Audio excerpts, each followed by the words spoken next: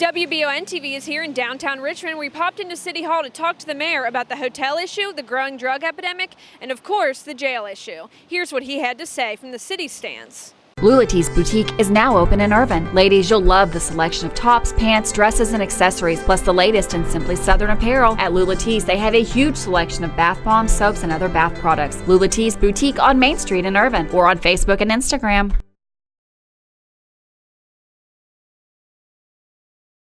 Drug is an epidemic, and it's not something that I can identify one place and one source that brings in drugs. Hotels are an issue, as they are anywhere. So, for me to single out one entity and say that they're a problem, it's not. Our police department's monitoring all those things, and they know and understand. And it's better for us to just look at it as a whole, instead of identifying somebody and saying, this is a drug-infested place. We don't know that. The police do know it, and that's their job, and I don't want to know it.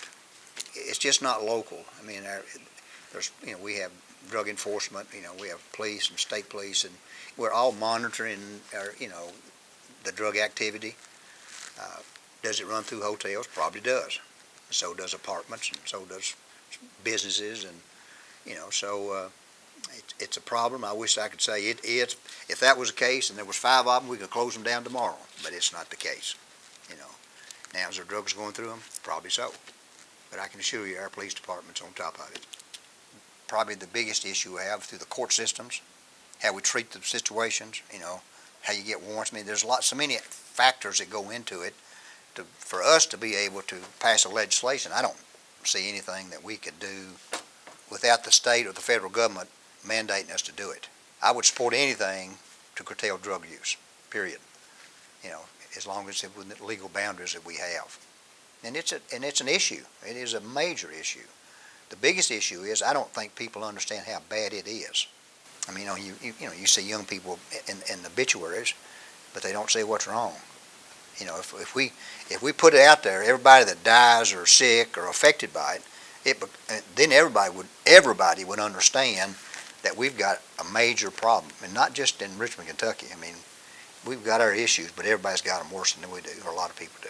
When I first came here, drugs wasn't even a big issue. I mean, it wasn't something. There was more alcohol than there was drugs. I was at a meeting yesterday in Lexington, and we was talking. It's an insurance meeting, and we was talking about Narcan and fentanyl and the insurance side of it. How do we handle it? What if our police officers gets hit with fentanyl? How does that affect the city as an expense? And protect them. It's just a big issue, and I think it's going to get worse. And people that deal with it, it's kind of like I think it's human. It's out of sight, out of mind to them.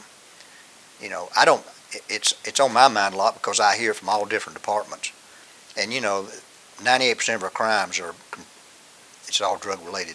There's a catch-22. They get on opioids, and and then they can't get the drugs, and they don't have the money to buy it, so it's they go steal to sell to trade. It's sad. This sounds pessimistic, I guess, but I try to be a realist, and this is a culture thing. This has been coming on in our society for 40 years, and it's just a culture, and we have to change that culture. I mean, you can't incarcerate everybody. I mean, how many people out there do drugs? There's alcoholics and there's people who can drink and not alcoholics. How do you weigh those people? I mean, it's hard to, and it's hard to define it, and it's hard to. So how do you culturally stop somebody? I always tell them it's kind of like this. I love chocolates better than anything. If the doctor told me that I couldn't have chocolate, what's on my mind all the time? Chocolate. I mean, I've got friends of mine that I know that's quit for 15 years and got on it again. I mean, it's just, it's tough. And I don't know that there's, the healing center, all these things are nice. Who's going to pay for it? I mean, it's astronomical. So where do we draw the line? I mean, I don't know. Nobody's got an answer. Because if it did, we'd be addressing it. We need to educate people. It's all going to be about education, and that's a process. And it's not going to change somebody my age today or your age today. You may change somebody that's in 4th, 5th grade, 6th grade. We got to keep trying, and we can't just quit. The public awareness is probably the best tool we got. And until it gets there, I'm going to stop it. It's a culture thing that we need to educate people how bad it is and what it will do for you. Mayor Barnes reiterated multiple times that no one really does seem to know any solutions at this point, and that the growing drug epidemic is not just confined to Richmond, but obviously all over the country. He did, however, applaud Judge Executive Reagan Taylor for his idea for the potential healing center and just said that it comes down to taxpayer money.